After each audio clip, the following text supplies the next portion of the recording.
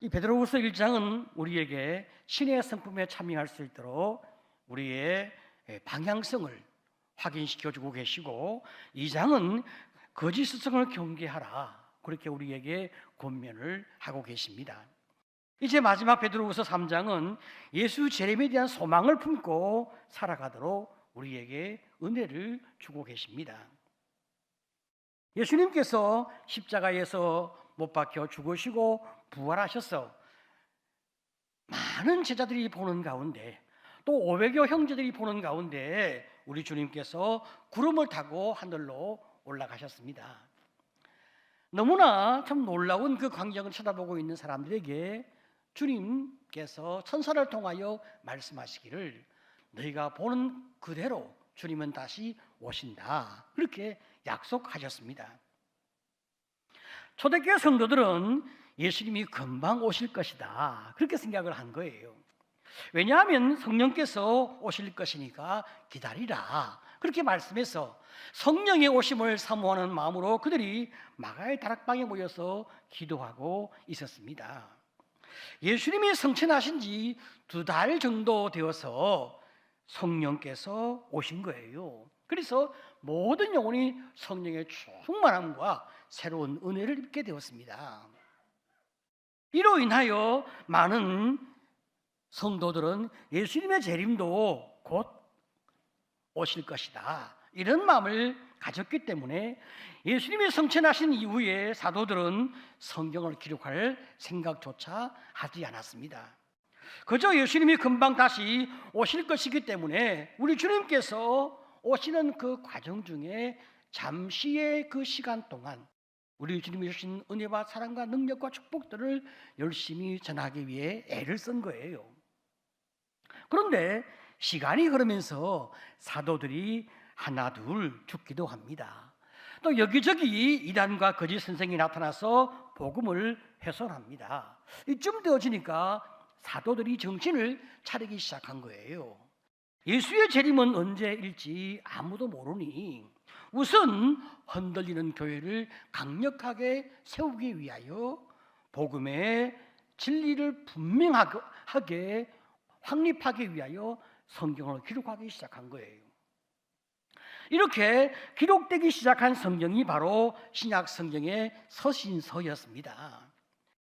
그 다음에 사도들이 자기들이 만난 그 예수님을 전하기 위해서 예수님이 하신 말씀과 사건들을 생생하게 다시 기록해서 사복음서를 기록하게 되었습니다. 이런 분위기에서 금방 재림하실 줄 알았던 예수님이 30년, 40년 지나도 오지 않으시는 거예요. 자, 그러니까 또 거짓 선생과 이단들이 예수님의 재림은 없다, 이렇게 잘못된 주장을 하기 시작했습니다. 베드로후서 3장 3절 4절을 보게 되었으면 먼저 이것을 알지니 말세에 조롱하는 자들이 와서 자기의 정욕을 따라 행하며 조롱하여 이르되 주께서 강림하신다는 약속이 어디 있느냐. 자, 여러분, 우리 성경은 말세라고 말합니다.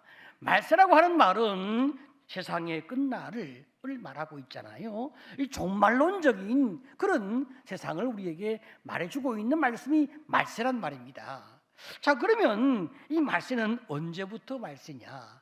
예수님이 성천할 때부터 예수님이 다시 재림하실 때까지 그 기간을 말세라고 하는 거예요. 자, 그러니까 초대교회 당시도 말세입니다. 그리고 지금 우리 세대도 말세입니다. 앞으로 예수님이 오시기 전까지 우리는 늘 말세를 살고 있는 겁니다. 주님이 언제 오실지 알 수 없는 긴박한 종말론적 지금 시대를 살고 있기 때문에 우리는 말세를 살고 있는 거예요. 이 말세에 자기 정욕대로 사는 사람들은 성도들을 조롱하면서 예수님의 재림은 없다, 이렇게 말합니다.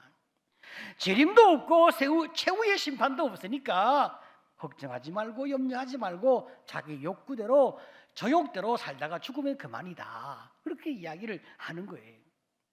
자, 그러면서 예수의 재림을 기다리며 거룩하고 경건하게 살고 복음을 전하기 위해 힘쓰는 귀한 주의 종들을 조롱하는 그런 소리가 있는 거예요. 하지만 우리 예수님께서는 재림과 최후의 심판에 대하여 분명하게 말씀을 이미 하셨습니다. 어느 날 예수님께서 예루살렘 성전이 다 무너질 것이다 이렇게 말씀하니까 제자들이 예수님께 조용히 나와서 물었습니다. 마태복음 24장 3절에 예수께서 감람산 위에 앉으셨을 때에 제자들이 조용히 와서 이르되 우리에게 이르소서 어느 때에 이런 일이 있겠사오며 또 주의 임하심과 세상 끝에는 무슨 징조가 있사오리까. 지금 말입니다.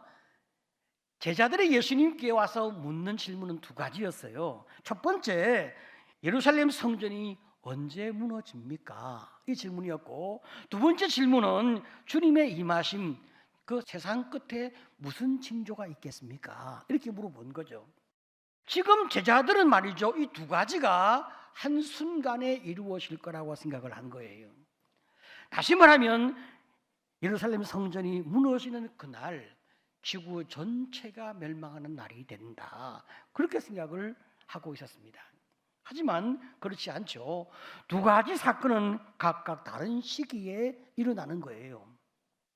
자, 그러면 예수님께서 다시 오실 그 재림의 징조를 설명할 때 주님은 어떻게 말씀하셨냐? 네 가지 징조를 이야기했어요. 첫 번째는 거짓 그리스도가 나타나서 성도를 많이 미혹할 거다. 마태복음 24장 5절 많은 사람이 내 이름으로 와서 이르되 나는 그리스도라 하여 많은 사람을 미혹하리라. 두 번째 징조는 전쟁과 기근과 지진이 점점 더 많이 일어날 것이다. 7절에 민족이 민족을 나라가 나라를 대적하여 일어나겠고 곳곳에 기근과 지진이 있을 것이다. 세 번째 징조는 예수 믿는 사람이 세상 사람들에게 미움을 받게 될 것이다. 9절에 너희가 내 이름 때문에 모든 민족에게 미움을 받으리라. 네 번째, 불법이 가득하고 사랑이 식어질 것이다. 12절에 불법이 성함으로 많은 사람의 사랑이 식어지리라. 자, 여러분 말이죠, 예수님께서 지금 다시 오실 그 재림, 최후의 심판이 다가오면 다가올수록 이런 징조가 더 많고 더 크게 일어난다, 그렇게 주님은 말씀하고 계십니다. 자, 그러면 말이죠, 우리가 역사를 통하여 살펴보게 되어지면 이런 징조가 점점 더 많이 나타나고 점점 더 크게 나타나고 있는데 왜 우리 주님은 오시지 않을까? 우리는 그런 궁금한 질문을 또 가지게 됩니다. 자, 이 질문에 대한 핵심적 이유는 하나님은 모든 사람이 구원받기를 원하신다는 거예요. 그래서 할 수만 있다면 우리 주님은 재림의 때를 자꾸 늦추시는 겁니다. 사람들은 말이죠, 하나님께서 자꾸 재림의 때를 늦추시니까 뭐라고 생각하느냐? 우리 예수님이 너무나 더디 오신다, 그렇게 생각을 하고 걱정하는 겁니다. 베드로후서 3장 9절 주의 약속은 어떤 일이 더디다고 생각하는 것 같이 더딘 것이 아니라 오직 주께서는 너희를 대하여 오래 참으사 아무도 멸망하지 아니하고 다 회개하기에 이르기를 원하시느니라. 우리가 말입니다, 역사를 돌아보게 되어지면 소돔과 고모라를 심판하실 때 하나님께서 아브라함에게 말씀하십니다. 아브라함이 기도하도 한 영혼이라도 더 구원할 수 있도록 아브라함에게 기도할 수 있도록 기회를 주시는 겁니다. 실제로 아브라함이 조카 롯을 위하여, 그 가족을 위하여 얼마나 많이 눈물로 기도합니까? 하나님께서 이렇게 참 예수의 재림을 미루면서까지 많은 영혼을 구원하려고 참으시지만 그럼에도 불구하고 예수님의 재림은 분명하고 최후의 심판은 확실하단 말입니다. 베드로후서 3장 10절을 보게 되어지면 그러나 주의 날이 도둑같이 오리니 그 날에는 하늘이 큰 소리로 떠나가고 물질이 뜨거운 불에 풀어지고 땅과 그 중에 있는 모든 일이 드러나리로다. 자, 여러분, 물질이 말이죠, 뜨거운 불에 풀어진다. 이 말은 말이죠, 이 땅에 있는 모든 물질, 이 물질을 구성하는 모든 원소들까지 불에 타서 완전히 해체되고 사라지는 어마어마하고 무섭고 강력한 심판이 이 땅에 임한다는 것입니다. 우리는 이 무서운 심판이 언제 임할지 아무도 알지 못한단 말이죠. 주님도 모르고 천사도 모르고 오직 하나님만 아신단 말입니다. 마태복음 24장 36절 우리 같이 한번 읽어보겠습니다. 자, 시작. 아무도 모르나니 하늘의 천사들도 아들도 모르고 오직 아버지만 아시느니라. 그렇습니다. 그런데 말이죠, 이 시한부 종말론자들을, 이 이단들은 자기 나름대로 자기 멋대로 재림의 날짜를 지정합니다. 그래서 많은 사람을 미혹하게 합니다. 얼마나 안타깝습니까? 역사적으로 말이죠, 모든 이단들이 이야기한 재림의 날은 한 번도 맞은 적이 없어요. 다만 예상하지 못할 때 갑자기 재림하실 주님을 기다리는 마음으로 너희는 늘 준비하라. 그렇게 주님이 말씀하고 계시거든요. 마태복음 24장 44절에 이러므로 너희도 준비하고 있으라. 생각하지 않은 때에 인자가 오리라. 자, 그러면 재림을 기다리는 성도는 어떻게 살아야 하는가? 우리는 말이죠, 예수님의 말씀과 베드로의 편지를 통하여 재림을 기다리는 성도의 삶에 대하여 우리는 생각을 하게 됩니다. 첫 번째로 예수님은 재림을 기다리는 성도에게 무엇을 말씀하고 있을까? 충성된 삶을 살라. 그렇게 말씀하고 계세요. 주님은 주인과 종의 비유라고 하는 말씀으로 우리에게 마태복음 24장 48절로 51절에 이렇게 말씀합니다. 만일 그 악한 종이 마음에 생각하기를 주인이 더디 오리라 하여 동료들을 때리며 술 친구들과 더불어 먹고 마시게 되면 생각하지 않은 날 알지 못하는 시각에 그 종의 주인이 이르러 음이 때리고 외식하는 자가 받는 벌에 처하리니 거기서 슬피 울며 이를 갈리라. 자, 보십시오 여러분, 이 악한 종은 말이죠, 주인이 맡긴 일에 관심이 없습니다. 그리고 함께 일하는 종들에게 참 악을 행하고 괴롭히고 더 나가서 술친구와 어울리며 방탕한 인생의 삶을 살아간단 말이죠. 이 땅에 많은 사람이 살고 있는 삶의 모습이 아니겠습니까? 이런 종들은 주인이 있을 때에도 주인의 눈치를 보면서 억지로 야단맞지 않을 만큼만 조금씩 일을 한 거죠. 그런데 주인이 없으니까 타락한 본성이 다 나타나게 된단 말이죠.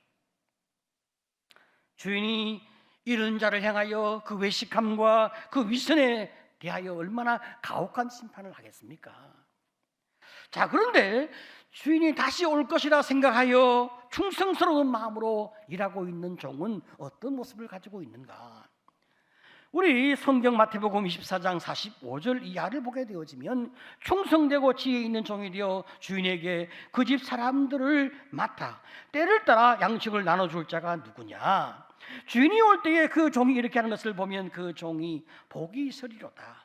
내가 진실로 너희에게 이르노니 주인이 그의 모든 소유를 그에게 맡기리라. 자, 여러분, 이 주인이 곧 오신다고 생각하는 종은 말이죠, 주인이 맡겨주신 그 일을 충성스럽고 지혜롭게 아주 창의적으로 주인의식 가지고 주도적으로 잘 감당하는 거예요. 특별히 말이죠, 그 주인이 맡겨준 그 사람들, 영혼들을 잘 돌보고 양식을 먹이고 그들의 삶이 어렵지 않도록 그들을 잘 이끌어가는 거예요. 주인이 맡겨준 그 직책을 최선을 다하여 잘 감당하고 있는 거예요. 주인이 어느 날 갑자기 와서 보니까 얼마나 아름다운지, 얼마나 귀한지, 그 마음이 얼마나 우리 주님이 감동을 받으시겠어요. 그리고 주님이 뭐라고 말씀하십니까? 내가 너에게 맡긴 것 다 너에게 주마. 이게 얼마나 놀라운 축복입니까? 비록 종이지만 주인 의식 가지고 주도적으로 충성하며 사니까 하나님이 그에게 얼마나 많은 상급으로, 얼마나 많은 축복으로 그의 인생을 축복합니까? 예수 재림을 바라보고 살아가는 성도들, 바로 이런 자세, 충성스러운 삶의 자세를 가지고 오늘 주님이 오실까, 내일 주님이 오실까, 내게 맡겨진 그 가족들, 내게 맡겨진 그 교회를, 내게 맡겨진 세상의 모든 그 책임들을 최선을 다하여 성실하게 기쁜 마음으로 잘 감당하는 얼마나 멋진 사람들입니까? 오늘 여러분 참으로 주 안에서 충성스러운 성도가 되시기를 축복합니다. 아멘. 자, 그리고 말이죠, 이 재림을 기다리는 성도는 어떤 삶의 자세가 필요하냐? 베드로 사도는 성화의 길을 걸어가라, 그렇게 부탁하는 거예요.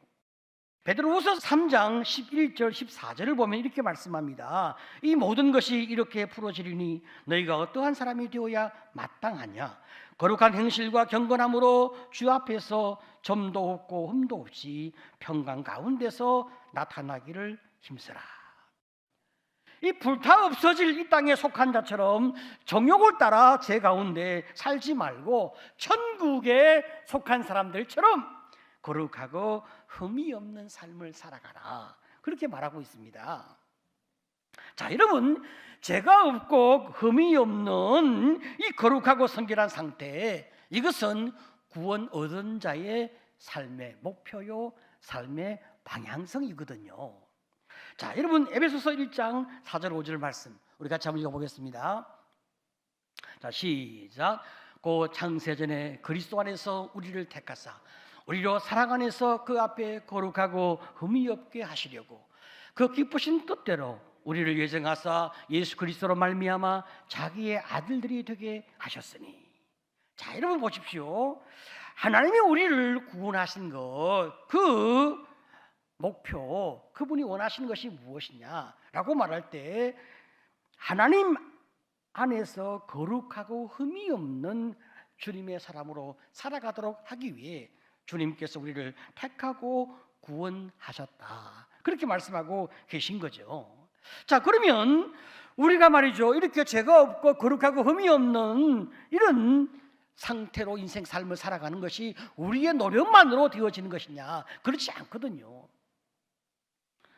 인생은 말이죠, 죄성이 있어서 구원받았고 거듭났지만 우리는 또 넘어지고 또 쓰러지는 것이 인생이거든요. 자, 여러분, 히브리서 10장 10절은 이렇게 말씀합니다. 이 뜻을 따라 예수 그리스도의 몸을 단번에 들이심으로 말미암아 우리가 거룩함을 얻었노라. 우리가 어떻게 구원을 받았는가? 예수님이 단번에 자기를 들이시는 그 거룩한 희생으로 우리가 구원을 얻었고 거룩함을 입었다 말씀하고 계신 거예요. 예수님의 십자가의 죽으심, 그 단번의 희생으로 말미암아 예수를 믿는 자에게 하나님께서 거룩함을 주신 것, 이 얼마나 큰 축복이요, 큰 은혜이겠습니까? 자, 그렇지만 우리가 계속해서 거룩한 행실, 거룩한 삶을 살아가라, 이게 무슨 말이냐 이 말이죠.